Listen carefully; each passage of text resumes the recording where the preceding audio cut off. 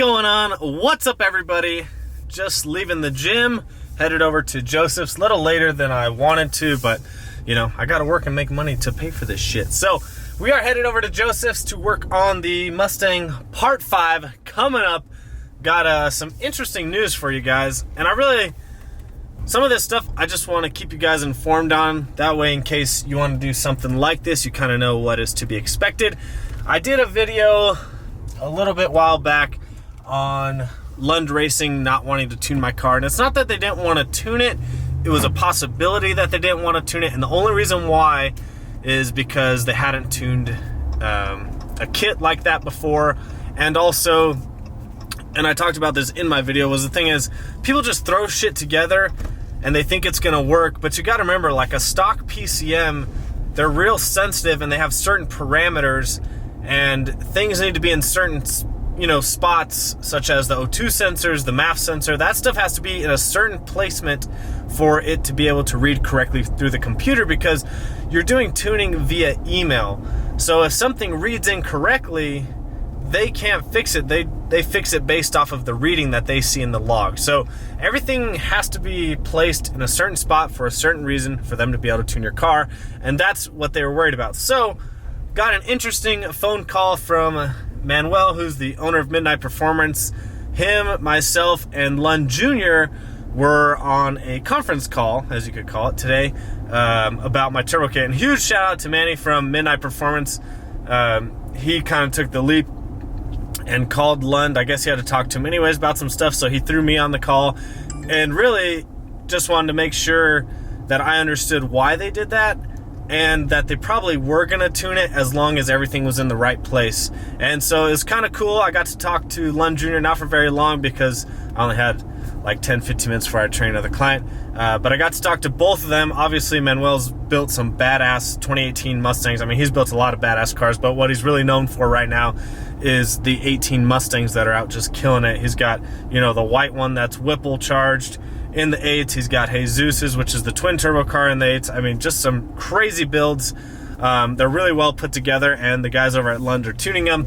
Anyways, you know, they're kind of on the forefront of the 18 Mustang game, so they've gone through all of the growing pains, and they kind of know what works and doesn't work. So luckily, Lund and Manuel told me exactly what wasn't going to work and what is going to work with my kit. So the good thing is, they said the CG Fab manifolds, they flow really well. They've seen some really good power through them. But the problem is that my O2 sensor is on the intermediate pipe, so the pipe from the passenger manifold that comes over to the other cross pipe from the other manifold. There's an O2 sensor on each of those manifolds, and I guess that creates a lot of back pressure. I'm not sure why, but it throws off the air fuel reading. So what they told me to do was to plug those two and actually put one O2 sensor from bank one. So there's 4 total O2 sensors. You got your front and your rear on these cars.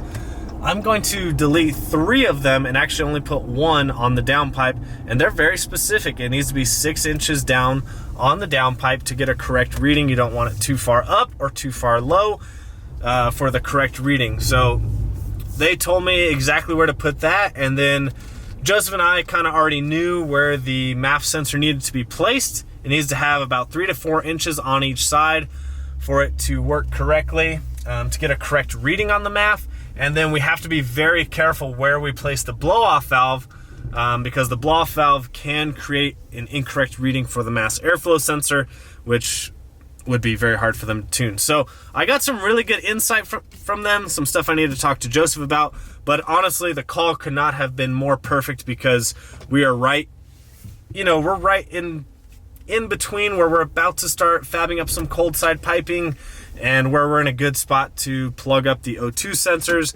And now we know when we build the exhaust, which will probably be, you know, close to last, where to put the O2 sensor on there. So anyways, I'm over at Joseph's. We're gonna hop right into it, and we'll show you guys what we're gonna do tonight. All right, so here is the start of the cold side pipe coming off the throttle body. Looking pretty good. So I'm working on oil pressure sensor over there. We've got to tap it to run the oil feed line, so we get working on that. So if you're wondering, that is the oil pressure sensor right there. So we're gonna take out that bolt right there, the sensor, and we're gonna tap that. All right, so we got the trans lines down and out of the way, and they are heat wrapped, even though they're not gonna be too close to the pipe now, but we heat wrapped them just in case they're sitting nice and low. We also mounted the trans cooler nice and low. So before it was way up here, now it's way down there, nice and secure. The front mount is mounted just so we could mock up some of the pipe. And the last thing we have to move out of the way is just those brake lines, and then we'll heat wrap them. Are they out of the way? So they were touching a little bit on the collector, but now they're not. Good guess. So we move those out of the way, so I'll heat wrap those, and then pretty much everything that needs to be heat wrapped is heat wrapped, would you say? Yeah. And there's a lot of pipe just all over the place. But the front mount looks good on there. So what we're running into is we got to figure out where this pipe's going to go in correlation to the fuse box, because the fuse box has to mount up there, and we're just not sure exactly how it's going to go. So really the next step is we got to get the fuse box mounted so we know how to route the pipe. And we think the computer's going to have to sit up here. I mean, not think, it's got to sit there. I think it's going to have to sit up there. Yeah, there's just a lot of people are doing it down there, but they're also not running a intercooler pipe that way. So we'll probably put the computer here. Joseph said we need to put a heat shield to protect it, so we'll keep it from getting hot. And not much done today.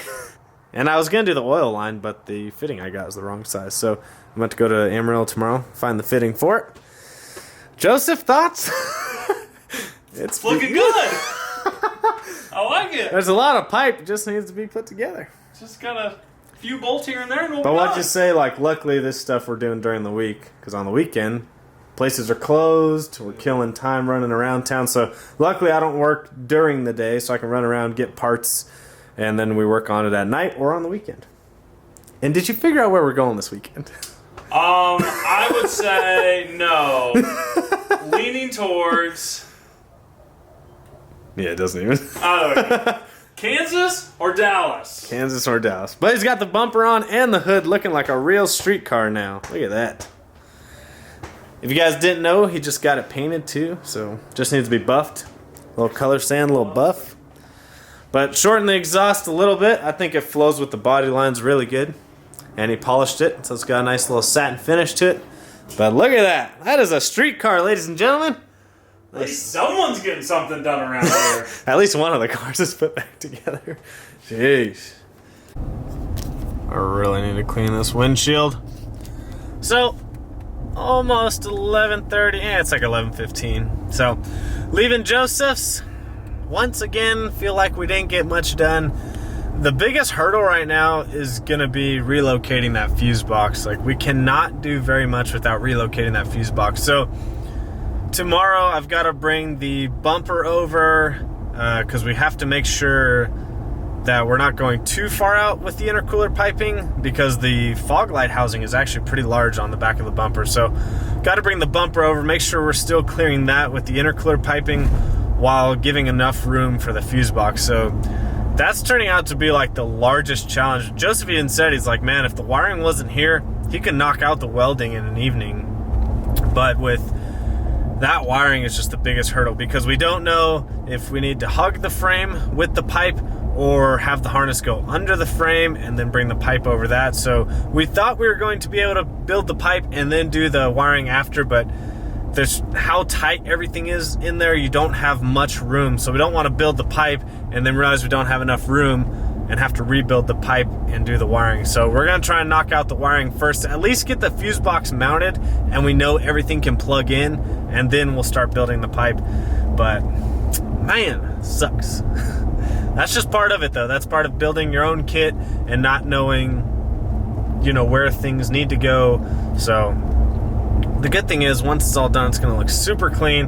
It's going to be a one-off deal, and I'm going to be super happy with it. So the only things, we still got a few things accomplished. It's just the major things or the big things are going to take, obviously, a lot more time. So I was going to start running the oil feed line with the T and everything, but I guess it was the wrong size. They must have changed it at some point for the 18s. So tomorrow I'll go to Amarillo Off-Road, or I think it's called Amarillo Auto Supply now, actually, but See if I can find a T, and then I also need to find some O2 bungs, like some caps for them. Pretty much they're probably just like a short bolt head or something like that. But because we need to block off the O2 sensors now, after speaking with Lund and Manuel at midnight, we need to block off those O2s and just run one off the downpipe. So we got some stuff covered today. We moved the oil lines back, just need to heat wrap them so they're not touching the header on the driver's side. Got the trans lines pushed down and mounted where we want them. They're heat wrapped. The trans cooler is pushed down, it's mounted, it's good to go.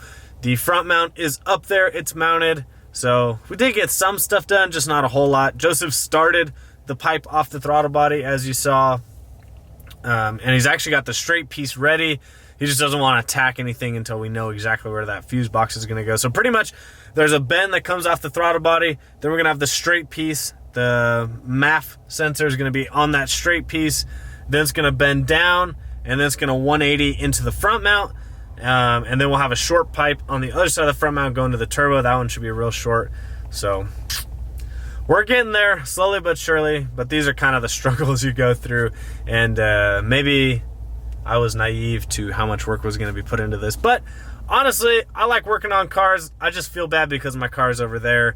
But we'll get it done. So gives me time to buy injectors at least. Oh, man. At least when the car's done, the air will be good, you know, because the car won't be done until October probably. Oh, man. Joseph was joking that since, while the car's down, I'm just going to be adding upgrades and adding upgrades because I keep talking about other stuff I'm looking at. And he's like, man, you're just going to do all these upgrades and the car's just going to sit here the whole time. But we'll get it done. So, I don't know, maybe another week or two. I would say 2 weeks, honestly, to be safe. I want it to be done in a week, but, you know, we're leaving Friday, Saturday to go racing, so that takes 2 days out of the mix. So I would say like 1 to 2 weeks to be safe, and then, you know, fuel system will be in by then I can do the fuel system, so hopefully, and my goal was pretty much by the beginning or the end of May to have it up and running, and then we'll start getting all the other things after that, like the wheels, the suspension, start dialing the car in. But I think we'll be ready by summertime. I think, I don't know. It's 11:30 and I can't think straight. So hopefully you guys are enjoying this content. These are some of the struggles you run through with doing your own kit and with no directions. You're kind of just doing it on your own, figuring it out on your own, but that's the fun of it. That's the joy of working on cars. Hopefully you guys enjoy this content. Make sure you always comment, like, subscribe, follow me on Instagram and Snapchat, VanV39. Follow Joseph at StreetCarJoe. We'll see you guys on the next one.